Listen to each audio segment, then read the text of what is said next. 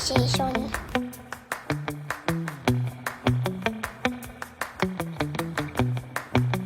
Nendega saab palju mistletada. Kõigepealt valame vett ja siis hakkame kujusid tegema.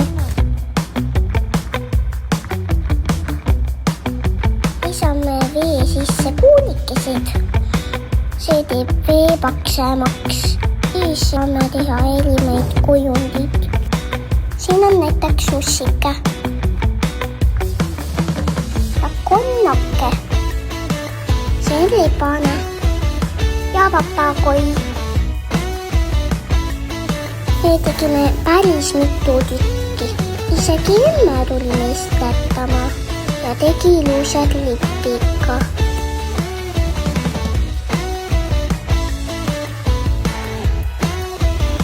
Vaadake, kui palju neid tuli. Kui ägedad. Läks korrani.